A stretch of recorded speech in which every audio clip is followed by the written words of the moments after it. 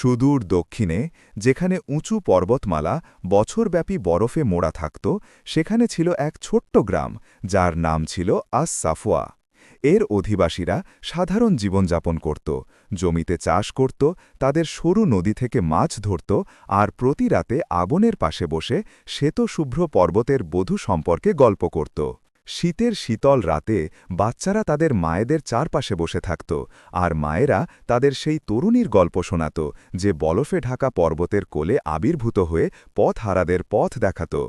তারা বলত যে সে চাঁদের আলোর মতো সাদা পোশাক পরিধান করত, তার চোখ তারার মতো জ্বলজ্বল করত, কিন্তু তার কণ্ঠস্বরে এমন এক গভীর দুঃখ ছিল যা হৃদয়কে বিদীর্ণ করত। ফাওয়াজের নানি সতর্ক করে বলতেন, তার খুব কাছে যেও না, সে যেমন দেখায় তেমন নয়। শ্বেতশুভ্র পর্বত নিয়ে আলোচনা খুবই প্রচলিত ছিল, বিশেষ করে প্রবীণদের মধ্যে, যারা এটিকে একই সাথে পবিত্র ও ভীতিকর স্থান মনে করত। বলা হতো যে পর্বতের গভীরে এক অভিশাপযুক্ত ধন লুকানো আছে, আর নববধূ হল তার চিরন্তন প্রহরী। এই গল্পের আবহে ফাহাদ নামে এক যুবক ছিল। সে ছিল দীর্ঘদেহী, তার চোখ উচ্চাকাঙ্ক্ষায় পূর্ণ ছিল, এবং তার হৃদয় সাহসিকতায় স্পন্দিত হতো।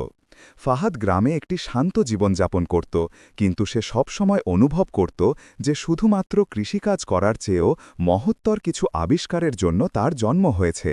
একদিন সন্ধ্যায় ফাহাদ যখন তার বন্ধুদের সাথে আগুনের পাশে বসেছিল, তখন সে তাদের চ্যালেঞ্জ জানিয়ে বলল, প্রত্যেকে শ্বেতশুভ্র পর্বতের বধূ সম্পর্কে কথা বলে, কিন্তু কেউ তার আসল সত্য জানে না। যদি এটি কেবল একটি ভ্রিভ্রম হয়, আমি পর্বতে উঠব এবং তার সত্য উন্মোচন করব। উপস্থিত সকলের মাঝে নীরবতা নেমে এলো। এর আগে কেউ কখনো বিষয়টি এত গুরুত্ব সহকারে ভাবার সাহস করেনি। তার ঘোষণার কয়েকদিন পর ফাহাদ তার সিদ্ধান্ত জানাতে গ্রামের প্রবীণ হাজ ইমরানের সাথে দেখা করল। তারা একটি ছোট কুঁড়ে ঘরে বসেছিল, যেখানে হাজি শীতের ঠান্ডা থেকে বাঁচতে একটি ছোট আগুন জ্বালিয়েছিলেন। শোনো বাবা, হাজি ইমরান বললেন, শ্বেতশুভ্র পর্বত সাধারণ মানুষের জায়গা নয়। এর ভেতরে কিছু গোপন রহস্য লুকিয়ে আছে, যা নিয়ে ঘাটাঘাটি করা উচিত নয়। কিন্তু চাচা, ফাহাদ বলল, আমরা কিভাবে একটি পাহাড়কে ভয় পেয়ে জীবন কাটাতে পারি? যদি বধূটি সত্যি হয়, তবে হয়তো আমরা তাকে সাহায্য করতে পারব, আর যদি এটি কেবল একটি ভ্রিভ্রম হয়, তবে আমাদের তা জানতে হবে। ক্লান্ত চোখে হাজি ইমরান ফাহাদের দিকে তাকিয়ে বললেন, তোমার আগেও অনেকে চেষ্টা করেছে বাবা, আর তারা ফিরে আসেনি। এই পর্বতে এমন কিছু মন্দ আছে যা ব্যাখ্যা করা যায় না। কিন্তু ফাহাদ পিছু হটল না। সে অনুভব করল যে তার ভাগ্য সেই জায়গার সাথে বাঁধা। ফাহাদ ছিল নির্ভীক, শক্তিশালী শরীর ও সাহসী হৃদয়ের অধিকারী, কিন্তু একই সাথে তার মধ্যে সীমাহীন কৌতূহলও ছিল। হাজি ইমরানের সাথে তার আলোচনার এবং গ্রামবাসীদের সতর্কবাণী শোনার পরেও সে শ্বেতশুভ্র পর্বতে আরোহণ করার সিদ্ধান্ত থেকে পিছু না হটার সংকল্প করল। তার অন্তরে সে বিশ্বাস করত যে পাহাড়ের ভয় কেবল পুরনো গল্পের তৈরি একটি বিভ্রম, এবং রহস্যের কুয়াশার আড়ালে তার জন্য সত্য অপেক্ষা করছে। এক উজ্জ্বল সকালে ফাহাদ তার অভিযানের প্রস্তুতি শুরু করল। সে প্রয়োজনীয় সরঞ্জাম গুছিয়ে নিল, পানি ও খাবার ভর্তি একটি ব্যাগ, একটি লম্বা দড়ি, একটি তেলের বাতি এবং পাথর বেয়ে ওঠার জন্য কয়েকটি সাধারণ সরঞ্জাম। সে জানত যে যাত্রাটি কঠিন হবে, কিন্তু তা তার সংকল্প নিভিয়ে দেবার জন্য যথেষ্ট ছিল না।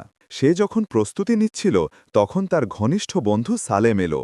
ঘন চুল আর প্রাণবন্ত চেহারার এক যুবক, কিন্তু সে ফাহাদের চেয়ে অনেক বেশি সতর্ক ছিল। সালেম তার পাশে দাঁড়িয়ে বলল, ফাহাদ, তুমি জানো সবাই তোমাকে পাগল ভাবছে। পাহাড়টা কোনো রসিকতা নয়। তারা বলে কেউ নিরাপদে ফিরে আসতে পারে না। ফাহাদ আত্মবিশ্বাসের সাথে হেসে জবাব দিল, হয়তো তারা যথেষ্ট চেষ্টা করেনি। আমি সত্য চাই সালেম, আর যদি বিপদ থাকে তবে আমি তার মোকাবেলা করব। আমি শুধু তোমার কাছে দোয়া চাই। সালেম তাকে নিবৃত করার চেষ্টা করল, কিন্তু বুঝতে পারল যে ফাহাদ যখন কিছু করার সংকল্প করে, তখন সে পিছু হটে না। যাত্রা করার আগে ফাহাদ গ্রামের একজন প্রবীণ ব্যক্তির সাথে দেখা করল, শেখ নাসের, যিনি তার জ্ঞান এবং পাহাড়ের রহস্য সম্পর্কে জানার জন্য পরিচিত ছিলেন। লোকটি গ্রামের প্রান্তে মানুষের ভিড় থেকে দূরে একটি পুরনো কুঁড়েঘরে থাকত। ফাহাদ কুঁড়েঘরে প্রবেশ করে দেখল যে শেখ একটি সাধারণ পাটির ওপর বসে হাতে তসবিহ জপমালা ধরে আছেন। শেখ মাথা তুলে গভীর দৃষ্টিতে ফাহাদের দিকে তাকালেন, যেন তিনি তার আগমন প্রত্যাশা করছিলেন। স্বাগতম ফাহাদ, আমি শুনেছি তুমি শ্বেত শুভ্র পর্বতে উঠতে চাও। হ্যাঁ চাচা, আমি এর সত্য আবিষ্কার করতে চাই। আমি জানতে চাই শ্বেত শুভ্র পর্বতের বধূটি কে। শেখ একটি গভীর শ্বাস নিয়ে বললেন, শ্বেত শুভ্র পর্বত সাধারণ জায়গা নয়। অনেক বছর আগে আমি এটি নিজের চোখে দেখেছি। সেখানে এমন কিছু আছে যা মানুষের মন ব্যাখ্যা করতে পারে না।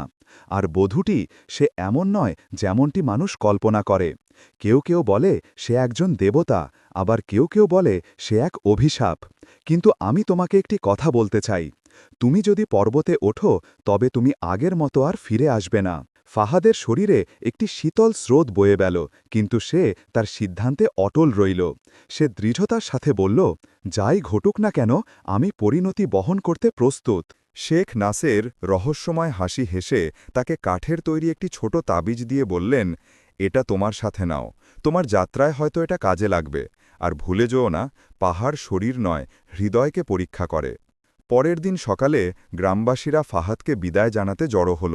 সবাই একই সাথে প্রশংসা এবং ভয় নিয়ে তার দিকে তাকাচ্ছিল। ফাহাদের ছোট বোন হিন্দ কেঁদে বলল, যেও না ফাহাদ, যদি তুমি ফিরে না আসো। ফাহাদ তাকে জড়িয়ে ধরে বলল, চিন্তা করো না হিন্দ, আমি ফিরে আসব। আমি পাহাড়ের চূড়া থেকে তোমার জন্য উপহার নিয়ে আসব। সে যখন পাহাড়ের দিকে যাওয়ার পথে হাঁটছিল, তখন সালেম কিছুক্ষণ তার পিছু নিল এবং বলল, ফাহাদ, যদি তুমি বিপদ অনুভব করো তবে সাথে সাথে ফিরে এসো, আমাদের তোমাকে এখানে প্রয়োজন। ফাহাদ হাসি মুখে জবাব দিল, সালেম, আমি ফিরে আসব এবং আমার সাথে সত্যও নিয়ে আসব। ফাহাদ তার যাত্রা শুরু করল শ্বেতশুভ্র পর্বতের দিকে, যা দূর থেকে বরফে ঢাকা এক ঘুমন্ত দৈত্যের মতো দেখাচ্ছিল। বসন্তের শুরু হওয়া সত্ত্বেও বাতাস অস্বাভাবিক ঠান্ডা ছিল। রাস্তা ছিল পাথুরে এবং কাঁটাযুক্ত গাছপালায় ভরা, কিন্তু ফাহাদ পরোয়া করল না। পথ চলতে গিয়ে সে কিছু অদ্ভুত জিনিস লক্ষ্য করল। বরফের ওপর ছোট পায়ের ছাপ, কিন্তু সেগুলো হঠাৎ করেই অদৃশ্য হয়ে যাচ্ছিল। সে নিজের নাম ধরে ডাকার শব্দ শুনল, কিন্তু কাউকে দেখতে পেল না। সে এক মুহূর্তের জন্য থেমে চারপাশে তাকাল, কিন্তু রাস্তা ছিল জনশূন্য। সে নিজেকে বলল, এটা শুধু একটা বিভ্রম, পাহাড় আমাকে ভয় দেখানোর চেষ্টা করছে। সন্ধ্যা নামার সাথে সাথে ফাহাদ একটি বড় গাছের পাশে থেমে বিশ্রাম নেওয়ার সিদ্ধান্ত নিল। ঠান্ডা থেকে বাঁচতে সে একটি ছোট আগুন জ্বালল। যখন সে কিছু খাবার খাচ্ছিল, তখন অন্ধকারে কিছু একটা নড়তে দেখল। সে দ্রুত উঠে হাতে আত্মরক্ষার জন্য একটি পাথর ধরল এবং জোরে বলল, কে ওখানে? গাছপাড়ার মধ্য থেকে একটি মেয়ে বেরোল। সে সাদা পোশাক পরেছিল যা অন্ধকারে জ্বলছিল। তার মুখ শান্ত ছিল, কিন্তু তার চোখে গভীর দুঃখ ছিল। সে ফাহাদ থেকে কয়েক ধাপ দূরে থেমে কোমল কণ্ঠে বলল, তুমি কেন এখানে এসেছ ফাহাদ? ফাহাদ অবাক হল, কিন্তু তার সাহস জড়ো করে বলল, তুমি কে? তুমি কি শ্বেতশুভ্র পর্বতের বধূ? মেয়েটি রহস্যময় হাসি হেসে বলল, সবাই আমাকে এই নামে ডাকে, কিন্তু তুমি আমার কাছে কি চাও? তুমি কেন পথহারাদের কাছে আবির্ভূত হও এবং কেন মানুষ এই পাহাড়ে উঠতে ভয় পায়? সে কয়েক মুহূর্ত ফাহাদের দিকে নীরব দৃষ্টিতে তাকিয়ে রইল, তারপর বলল, তুমি যদি সত্য চাও তবে তোমাকে পথ শেষ করতে হবে, কিন্তু সতর্ক থেকো, পর্বত কেবল তার যোগ্যদের কাছেই তার রহস্য উন্মোচন করে। ফাহাদ উত্তর দেওয়ার আগেই মেয়েটি গাছের আড়ালে এমনভাবে মিলিয়ে গেল যেন সে কখনো ছিলই না। ফাহাদ ভয়ের সাথে উত্তেজনার এক মিশ্রণ অনুভব করল। সে জানত যে সে যে উত্তরের সন্ধান করছে তার আরও কাছে চলে এসেছে। শ্বেতশুভ্র পর্বতের বধূর সাথে ফাহাদের প্রথম সাক্ষাতের পর পর্বত যেন জীবন্ত হয়ে উঠল এবং তার উপস্থিতি অনুভব করতে শুরু করল। বাতাস আরও ঠান্ডা হয়ে উঠল এবং রহস্যময় শব্দগুলো আরও কাছে এবং পরিষ্কার শোনা গেল। ফাহাদ আত্মবিশ্বাসের সাথে হাঁটছিল, কিন্তু তার হৃদয়ে ক্রিপিং একটি অদ্ভুত অনুভূতিকে সে উপেক্ষা করতে পারছিল না। এক অনুভূতি যে ওপরে তার জন্য একটি মহৎ কিছু অপেক্ষা করছে। পথ চলতে গিয়ে ফাহাদ পাথরের মধ্যে একটি সরু পথ খুঁজে পেল, যেন এটি তার আগে অন্যদের ব্যবহার করা কোনো পুরনো পথ। পথের দুপাশে পাথরে অদ্ভুত খোদাই করা ছিল, পাখি আর তারার মতো আকৃতি, কিন্তু দেখে মনে হচ্ছিল যেন তারা একটি গল্প বলছে। ফাহাদ খোদাইগুলো ভালো করে দেখার জন্য থামল, তারপর শোনা যায় এমন স্বরে বলল, এই পর্বতমালা কি লুকিয়ে রেখেছে? সে জানত না যে এই খোদাইগুলোই বধূ এবং পর্বতের সত্যের দিকে তার প্রথম সূত্র। সরু পথ ধরে হাঁটার সময় ফাহাদ হঠাৎ একটি ছোট খোলা গুহা খুঁজে পেল। মনে হচ্ছিল যেন বাতাস তাকে ভেতরে প্রবেশ করতে ঠেলে দিচ্ছে। সে তার তেলের বাতি জ্বালিয়ে সাবধানে ভেতরে ঢুকল। গুহাটি অস্বাভাবিকভাবে অন্ধকার এবং ঠান্ডা ছিল, কিন্তু ভেতরের কিছু একটা তাকে সামনে এগিয়ে যেতে আকর্ষণ করছিল। গুহার গভীরে ফাহাদ একটি পাথরের ওপর রাখা একটি পুরনো কাঠের সিন্দুক পেল। সিন্দুকটি সেই একই খোদাই দ্বারা সজ্জিত ছিল যা সে পথে দেখেছিল। সে ধীরে ধীরে সিন্দুকটি খুলল এবং ভেতরে অস্পষ্ট হাতে লেখা একটি পুরনো পাণ্ডুলিপি পেল। সে পাণ্ডুলিপিটি নিয়ে পড়তে শুরু করল, কিন্তু এটি সম্পূর্ণ ছিল না। যে শব্দগুলো সে পড়তে পেরেছিল তা ছিল, অভিশাপটি প্রেম এবং ত্যাগের সাথে সম্পর্কিত, এটিই চাবি। ফাহাদের শরীরে একটি কাঁপুনি অনুভব হল। সে শব্দগুলোর পুরো অর্থ বুঝতে পারেনি, কিন্তু তা তার মধ্যে অনেক প্রশ্ন জাগিয়ে তুলল। কে এই পাণ্ডুলিপিটি লিখেছিল? অভিশাপের সাথে প্রেমের কি সম্পর্ক? এবং পর্বতের বধূটি কে? যখন ফাহাদ গুহা থেকে বের হল, তখন তাকে সামনে দাঁড়িয়ে থাকতে দেখল। সে একই সাদা পোশাক পরেছিল, কিন্তু এবার তার মুখমণ্ডল আরও গম্ভীর দেখাচ্ছিল। সে ফাহাদের দিকে তাকিয়ে বলল, তুমি যতটা কাছে আসা উচিত তার চেয়ে বেশি কাছে এসেছ। তুমি কি পথ শেষ করার জন্য প্রস্তুত? ফাহাদ চ্যালেঞ্জের সুরে উত্তর দিল, আমি পিছু হটব না। আমি সত্য আবিষ্কার করতে এখানে এসেছি, এবং সবকিছু না জানা পর্যন্ত আমি ফিরে যাব না। বধূ দুঃখের সাথে হাসল এবং বলল, যদি তুমি সত্য চাও তবে তোমাকে আমাকে অনুসরণ করতে হবে, কিন্তু সাবধান, তুমি যা দেখবে তা সবকিছু বদলে দেবে। বধূ ফাহাদকে সরু পথ এবং উঁচু পাথরের মধ্যে দিয়ে নিয়ে গেল। দেখে মনে হচ্ছিল সে পথটি খুব ভালোভাবে চেনে, যেন সে নিজেই পর্বতের একটি অংশ। তাদের যাত্রার সময় বধূ তার গল্পের ছোট ছোট অংশ তাকে বলতে শুরু করল। আমি অনেক আগে থেকেই এখানে বাস করতাম। আমি একজন সাধারণ মেয়ে ছিলাম, কিন্তু ভাগ্য আমাকে এই পর্বতমালার অংশ হওয়ার জন্য বেছে নিয়েছিল। এখন আমি এখানে পথ হারাদের সাহায্য করি এবং এই স্থানের গোপন রহস্য রক্ষা করি। ফাহাদ তাকে জিজ্ঞেস করল, কিন্তু কেন? কি তোমাকে এখানে আটকে রেখেছে? সে নীরবে তার দিকে তাকালো এবং বলল, তুমি শীঘ্রই জানতে পারবে, শুধু আমার সাথে থাকো। যখন তারা একটি পাথুরে পথ ধরে হাঁটছিল, তখন হঠাৎ ৩ জন কালো পোশাকে ঢাকা লোক আবির্ভূত হল। তাদের মুখ ধাতব মুখোশের নিচে লুকানো ছিল। তারা তাদের পথ অবরোধ করে দাঁড়াল। তাদের মধ্যে একজন ফাহাদের দিকে ইশারা করে রাগান্বিত কণ্ঠে বলল, তোমাকে এখানে থাকা উচিত নয়, এই স্থান মানুষের জন্য নয়। বধূ এক ধাপ এগিয়ে গেল এবং দৃঢ় কণ্ঠে বলল, সে আমার সাথে আছে, আমি তোমাদের তাকে আঘাত করতে দেব না। একজন প্রহরী উত্তর দিল, তুমি এই পর্বতে মৃত্যু এনেছ, আর এখন তুমি তোমার গোপন রহস্য বিদেশীদের জানাতে চাও, আমরা তা হতে দেব না। প্রহরীরা আক্রমণ করার আগেই বধূ তার হাত তুলল এবং তা থেকে সাদা আলোর শিখা বেরিয়ে এলো, যা তাদের পিছু হটতে বাধ্য করল। সে ফাহাদের দিকে তাকিয়ে বলল, আমাদের দ্রুত যেতে হবে, এই প্রহরীরা তোমাকে সত্য জানতে বাধা দিতে সব করবে। কয়েক ঘণ্টা হাঁটা এবং আরোহণের পরে ফাহাদ এবং বধূ একটি বিশাল গুহায় পৌঁছাল, যা ছাদ থেকে ঝুলে থাকা বড় স্ফটিক থেকে নির্গত এক ম্লান আলোতে আলোকিত ছিল। গুহার কেন্দ্রে একটি ছোট হ্রদ ছিল, যা নীল রঙে জ্বলজ্বল করছিল। বধূ হ্রদের কাছে গিয়ে ফাহাদকে বলল, এটি শেষ বিন্দু। যদি তুমি সত্য চাও তবে তোমাকে এই হ্রদে তাকাতে হবে। তবে সতর্ক থেকো, তুমি যা দেখবে তা তোমার জীবন চিরতরে বদলে দিতে পারে। ফাহাদ এক মুহূর্তের জন্য ইতস্তত করল, কিন্তু সে হ্রদের দিকে এগিয়ে গেল এবং এর পৃষ্ঠের দিকে তাকাল। হঠাৎ জলের মধ্যে ছবি দেখা যেতে শুরু করল। একজন পুরুষ এবং একজন মহিলা একই পর্বতের ওপরে দাঁড়িয়ে একে অপরের দিকে হাসছে, তাদের চোখে ভালোবাসা স্পষ্ট ছিল। তারপর ছবিগুলো পাল্টাতে শুরু করল। একটি ভয়ানক যুদ্ধ দেখা গেল এবং একজন লোক পর্বত থেকে পড়ে যাচ্ছে, আর মহিলাটি তার নাম ধরে চিৎকার করছে। ফাহাদ সেই একই মহিলাকে দেখল, পর্বতের বধূকে, হাঁটুতে পড়ে কাঁধকে, যখন তার চারপাশের সব কিছু বদলে যাচ্ছিল। বধূ ফাহাদের দিকে তাকালো এবং বলল, এখন তুমি আমার সত্য জানো। আমি একজন সাধারণ মেয়ে ছিলাম, কিন্তু একটি অসমাপ্ত ভালোবাসা আমাকে এখানে আটকে ফেলেছে। তবে আমি সেই অভিশাপের শিকারও, যা আমাকে চিরকাল বেঁচে থাকতে বাধ্য করেছে। ফাহাদ তার হৃদয়ে এক গভীর ভার অনুভব করল। সে জানত যে বধূ আরও কিছু লুকাচ্ছে, কিন্তু সে যা দেখেছিল তা তার বুঝতে সাহায্য করার জন্য যথেষ্ট ছিল যে তার যাত্রা এখনও শেষ হয়নি। সে তাকে বলল, আমি এই অভিশাপ ভাঙা পর্যন্ত গ্রামে ফিরে যাব না। বধূ দুঃখের সাথে হাসল এবং বলল, যদি তুমি আমাকে সাহায্য করতে চাও তবে তোমাকে ত্যাগের জন্য প্রস্তুত থাকতে হবে। ফাহাদ বধূর সত্য জানার পর বুঝতে পারল যে তার যাত্রা কেবল উত্তর খোঁজার জন্য একটি অভিযান ছিল না, বরং এটি তার সাহস এবং ত্যাগের ইচ্ছার পরীক্ষা ছিল। সে নীল হ্রদের পাশে বসল, যা তার মুখের ওপর মৃদু আলো প্রতিফলিত করছিল। তারপর সে বলল, আমি আপনাকে সাহায্য করতে চাই, পর্বতের বধূ, কিন্তু আমার সবকিছু জানা দরকার। অভিশাপটি কি এবং আমি কিভাবে এটি ভাঙতে পারি? বধূ বিষণ্ণ চোখে তার দিকে তাকালো এবং বলল, এই অভিশাপটি সহজ নয়। যখন আমি আমার প্রেমিককে বাঁচানোর চেষ্টা করেছিলাম, তখন এটি আমার উপর আরোপিত হয়েছিল। আমি একটি শান্ত জীবনযাপন করছিলাম, কিন্তু ক্ষমতা এবং অর্থের লোভে একজন মানুষ পর্বতের যে ধন আমরা রক্ষা করছিলাম তা নিতে চেয়েছিল। যখন আমরা প্রতিরোধ করলাম, তখন সে বলল যে আমি এই পর্বতে চিরকাল জীবন ও মৃত্যুর মাঝামাঝি আটকা থাকব, এর প্রহরী হিসেবে। যখনই আমি এই স্থান ত্যাগ করার চেষ্টা করি, পর্বত আমাকে ফিরিয়ে আনে। ফাহাদ গল্প শুনে ভয়ে অভিভূত হল, কিন্তু সে দৃঢ়তার সাথে বলল, যদি কোনো আশা থাকে তবে আমি তা খুঁজে বের করব। আমি আপনাকে একা কষ্ট পেতে দেব না। বধূ ফাহাদকে সেই ধনের স্থান সম্পর্কে বলল, যা পর্বত রক্ষা করছিল, এবং কিভাবে এই ধনই সকল অভিশাপের কারণ ছিল।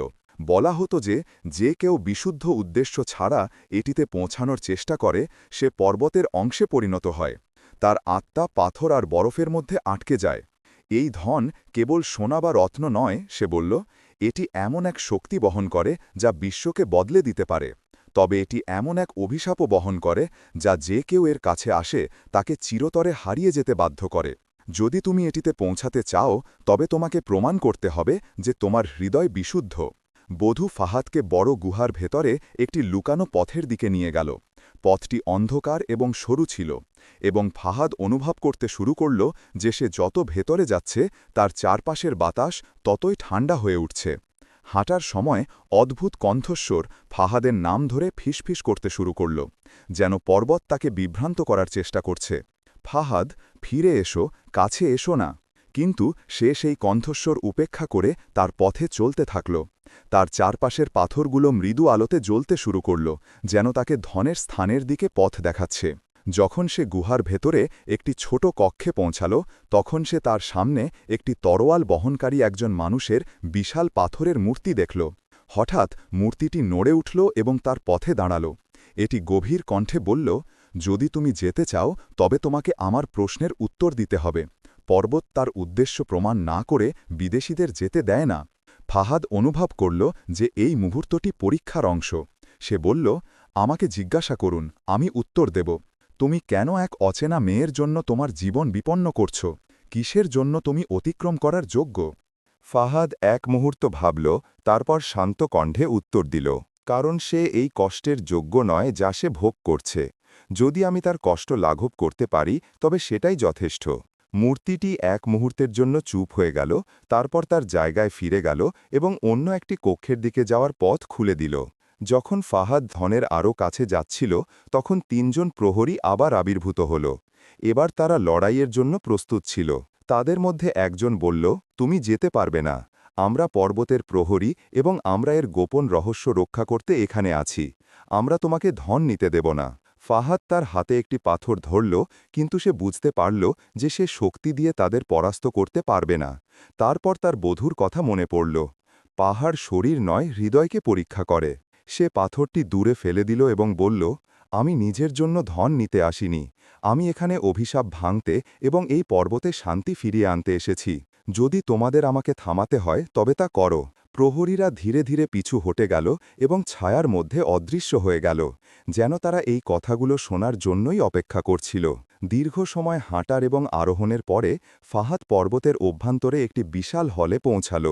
হলের কেন্দ্রে সোনা এবং মূল্যবান পাথর দিয়ে খোদাই করা একটি বড় সিন্দুক ছিল। সে ধীরে ধীরে এর কাছে গেল, কিন্তু সে কিছু একটা অদ্ভুত অনুভব করল। সিন্দুকটি যেন জীবন্ত হৃদয়ের মতো স্পন্দিত হচ্ছিল। এটিই ধন, বধূ তার পাশে দাঁড়িয়ে বলল, যদি তুমি অভিশাপ ভাঙতে চাও তবে তোমাকে তোমার নিজের একটি অংশ উৎসর্গ করতে হবে। পর্বতেই সিন্দুকটি নিতে দেবে না যদি না এটি তোমার কাছ থেকে বিনিময়ে কিছু না নেয়। ফাহাদ বধূর দিকে তাকালো, তারপর সিন্দুকের দিকে তাকালো এবং বলল, আমাকে কি করতে হবে? বধূ তাকে বলল যে ধনটি এক বিশাল শক্তি বহন করে, কিন্তু এর জন্য হৃদয়ের কাছ থেকে একটি আন্তরিক আত্মত্যাগের প্রয়োজন। ফাহাদ যদি তার ভালোবাসার কিছু উৎসর্গ করতে প্রস্তুত থাকে তবে অভিশাপটি ভেঙে যাবে। ফাহাদের তার ছোট বোন হিন্দ, গ্রামের তার বন্ধু এবং জীবনে তার জন্য অপেক্ষা করা সবকিছু মনে পড়ল। কিন্তু সে নিজেকে বলল, যদি এই পর্বতে শান্তি ফিরিয়ে আনার জন্য এই মূল্য হয় তবে আমি তা দেব। সে সিন্ধুকের ওপর হাত রাখল এবং অনুভব করল যে এক অদ্ভুত শক্তি তার শরীরের মধ্য দিয়ে প্রবাহিত হচ্ছে। আলোতে কক্ষটি ভরে যেতে শুরু করল এবং সে অনুভব করল যেন তার ভেতরের কিছু একটা হারিয়ে যাচ্ছে। হঠাৎ বধূ অদৃশ্য হয়ে গেল, সিন্ধুকও অদৃশ্য হয়ে গেল এবং ফাহাদ নিজেকে একটি খালি হলে একা আবিষ্কার করল। ফাহাদ পর্বতের পাদদেশে বরফের মধ্যে জেগে উঠল। সে দুর্বল অনুভব করছিল, কিন্তু বুঝতে পারল যে সে তার মিশনে সফল হয়েছে।